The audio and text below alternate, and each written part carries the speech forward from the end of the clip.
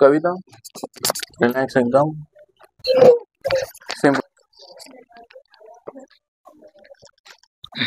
दुखलं इथे, इथे दुखलं, हो इकडे दुखलं, नाही तिकडे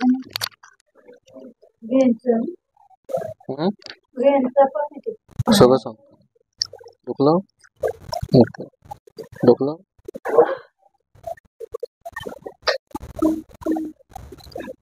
पूर्ण ताजेपर्यंत खाली जाऊ.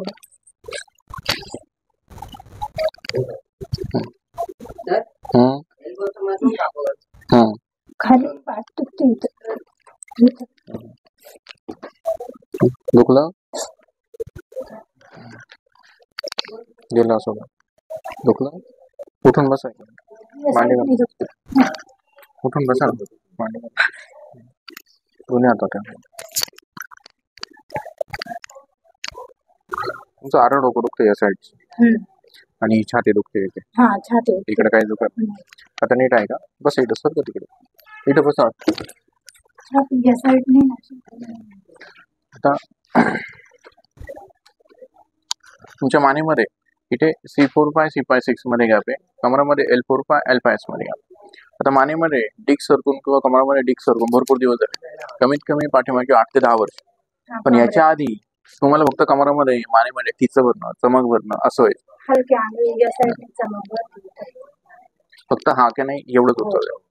आता पाठीमागच्या 5-10 वर्षापासून फक्त मानेमध्ये किंवा कमरामध्ये चमक भरणं, टिच भरणं, रग लागणं, कळ लागणं असं व्हायचं. पण पाठीमागच्या 6 महिने ते 12 महिन्यापासून हा प्रकार वाढला. म्हणजे पहिले तुम्ही एखादी गोळी घेतली, पेन किलर घेतली, मग वगैरे लावलं तरी 2 दिवसात ओके होऊन जायचं. पण आता काय होतंय, त्याच्यामध्ये पाठीमागच्या 6 महिने 12 महिन्यापासून तो प्रकार केला तुम्ही तर इलाज करून पाहिलं पण फरक नाही पडत आहे. त्याचं कारण त्याच्यातलं जी डिक्स आधीच सरकलेली, पण जसं जसं कार्टिलेज घसलं जातं, बाहेर येतं, तसा प्रकार हा वाढत जातो. आता तुमच्या मानेमध्ये C4 मध्ये जशी जशी कार्टिलेज बाहेर आली, गादी सरकली, ती जी वेन्स आहे ती वेन्स तुमच्या ब्रेनला, छातीला, पाठीला, शोल्डरला, या हाताला कनेक्ट.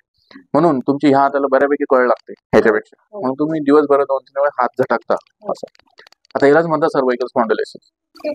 आणि याच्यामुळे त्या हाताला कळ लागली, तुम्ही ह्या कुशीवर जास्त झोपला किंवा उलट्या 2-2 घेणं, मान मोडणं, मानेला झटका देणं, असा बराच प्रकार होत असेल. याच्याने हा प्रकार वाढतो. याच्याने आरड डोकं दुखणं, मायग्रेनचा प्रकार होणं असं वाढतं. याला ह्या हाताला ताकद कमी, याला बऱ्यापैकी तुम्हाला जाणवत असेल. यालाच म्हणतात सर्वाइकल स्पॉन्डिलोसिस. हा झाला पहिला प्रकार. याला नियम आहे आयुष्यभर. जसा एकदा बीपी डायबिटीज आजार लागला तो आयुष्यभर आहे, मरेपर्यंत असतो. तसा मणक्याचा आजार लागला तो मरेपर्यंत आहे, तो सुटत नाही. म्हणून याच्यासाठी काही नियम आहे. तुम्ही ज्या नियमात राहिले तर हा आजार परमनंटली तुम्हाला त्रास देणार नाही. पण तुम्ही सांगितलेले नियम पुढच्या 15 दिवसात तोडले, तुम्हाला परत 15 दिवसांनी परत त्रास सुरू होईल. समजलं? पण मी सांगितलेले नियमात राहिले पुढचे 30 वर्ष तुम्हाला हा आजार त्रास देणार नाही. असं म्हणजे जसं की एखादी डायबिटीस लागली, तुम्हाला गोळी खाऊन पण नियमात राहायचंय. पण तुम्ही गोळी खाऊन पण गोड जर खाल्लं तर तुम्हाला त्रास देणार आहे डायबिटीस.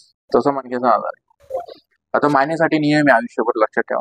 उशा 2-2 घेणं बंद, उजव्या डाव्या कुशीवर झोपणं काही दिवस बंद, मान मोडणं, मानेला झटका देणं बंद, डोक्यावर खांद्यावरती 15 ते 20 किलोच्या पुढे वजन नाही घेता येणार. जर घेतलं हा त्रास तुम्हाला परत देणार. कारण की आम्ही काय करतो, डिक सेट करतो, कार्टिलेज लेवलला आणतो, नस चालू करतो. म्हणजे आजूबाजूच्या गोष्टी आहे त्या काय करतात, लिमिट ठरलेलं आहे. लिमिट क्रॉस झालं की ती जागा परत सोडून देणार, म्हणून तुम्हाला परत परत त्रास होईल. म्हणून 15 ते 20 किलोच्या पुढे खांद्यावर डोक्यावर वजन चालणार नाही आयुष्यभर.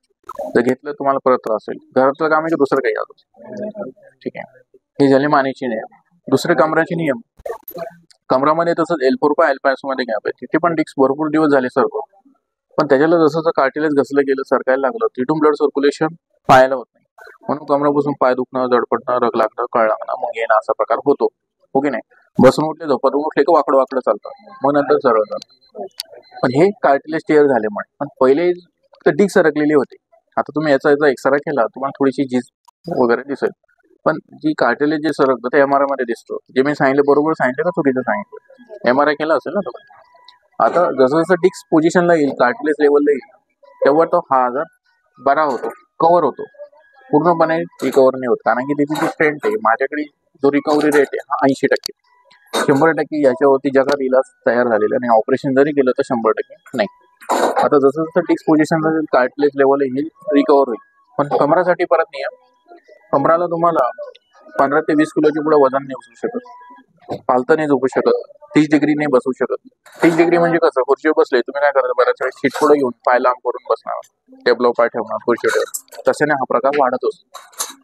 जाड गादी जाड सोप्यावर चालणार नाही. पुढचे 3 ते 6 महिने कमराचं बेल्ट लावूनच काम करायचा, प्रवास करायचा.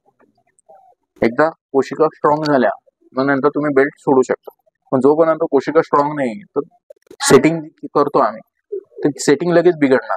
जोपर्यंत सेटिंग नाही होत आहे, प्रॉपर डिस्क सेट नाही होत आहे, तोपर्यंत तुम्हाला बेल्ट लावूनच लावणार. बेल्ट काय काम करतो, तुमचं स्पायनल कॉर्ड आहे त्याची स्प्रिंगची मुवमेंट असते, कंटिन्यू मूव्ह होत असते. पण तुमच्या L4-5 मध्ये गॅप आहे, त्याच्यामध्ये इंजुरी, पण याला लॉक होणं गरजेचं आहे. मग याच्यावरचा जो लोड आहे खालच्या वरच्या डिस्क वरती जाणं महत्वाचं आणि याची मुवमेंट लॉक होणं महत्वाचं. म्हणून बेल्ट काय करतं, याला लॉक करतं. म्हणून याची मुवमेंट होत नाही. याची थोडे दिवस मुवमेंट नाही झाली, याची जी जखम आहे ती बरी होऊन जाते आणि त्याचं डिस्क सेट करून कार्ट्रिज आम्ही लेवलला आणतो. पण तुम्ही याला सेट जर ठेवलं तर तो बऱ्यापैकी लवकर रिकवर होतो. सगळ्यात महत्त्वाचं आजार समजून घेणं महत्वाचं. तुम्ही ट्रीटमेंट आयुष्यभर जरी करत बसले तर आजार बरा होत नाही. नियम महत्वाचा आहे. 50% आमच्या हातात, 50% तुमच्या हातात. समजलं? समजले कमरेचे नियम, पाय मानेचे नियम वेगळे. मानेचं चेक केलं तर याच्या आधी, मानेचं नाही दाखवलं तर काय मला. हा, म्हणून कमरा बसून तुमचं जास्त पाय दुखतो, जास्त उभं राहता येत नाही, जास्त चालता येत नाही, जास्त मांडी घालता येत नाही, जास्त गुडघे व्यवस्थित नाही. मला फ्लेम लागेल, फ्लेम फोटो. हा, व्हेरिकोस वेन्स हा वेगळा. व्हेरिकोस वेन्स या सायटिका वेन्स ऐकून घ्या, आणि व्हेरिकोस वेन्सचा काही संबंध नाही. हे बघा, आता हा जो स्पायनल कॉर्ड आहे, मला सांगितलं असेल माझ्या डॉक्टरांनी, ही डिस्क सरकली, ही कार्टिलेज बाहेर आली, दिसलं इथे. L4-5 L5S1 L4-5 मध्ये जास्त आहे. इथे C4-5 C5-6 दिसलं, इथे थोडीशी झीज आहे आणि इथे गादी सरकली. याची लेंथ अशी पाहिजे याच्यासारखी. इथे थोडस तुम्हाला बाहेर दिसेल, झीज दिसेल. माझ्या आधी तुम्हाला डॉक्टर सगळं समजून सांगितलेलं असेल.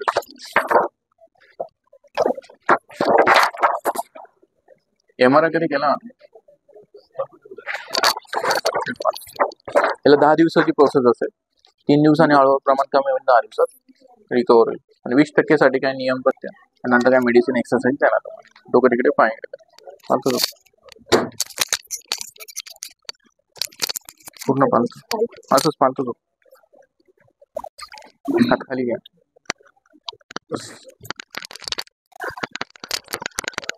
Body loose, relax relax. तुम्हाला कोणी पाठवलं? Okay, relax.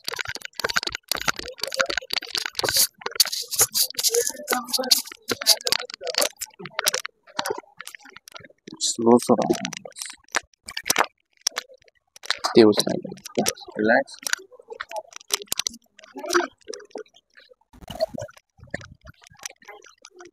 Relax relax relax.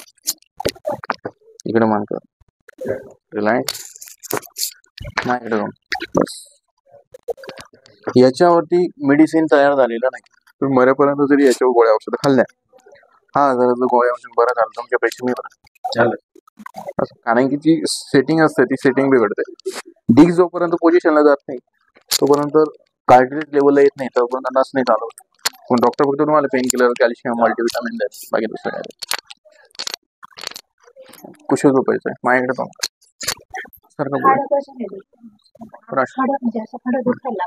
ते सांगितलं ना मग, ब्लड सर्क्युलेशन ज्या ज्या पार्टला होत नाही ते पार्ट डॅमेज होत चालते. म्हणून तुमची 1 सेट पूर्ण पेन करतो.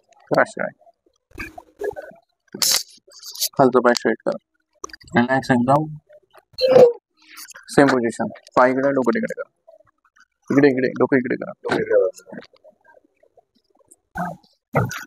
सारखा पुढे, इकडे सारखा पुढे, बस करा.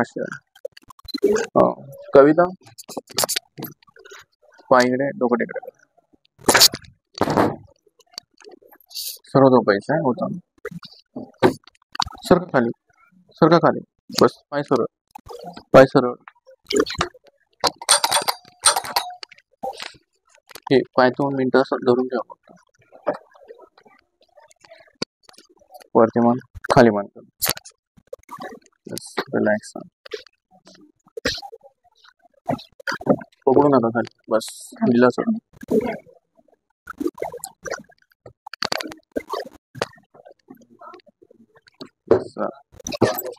कविता पालतं तू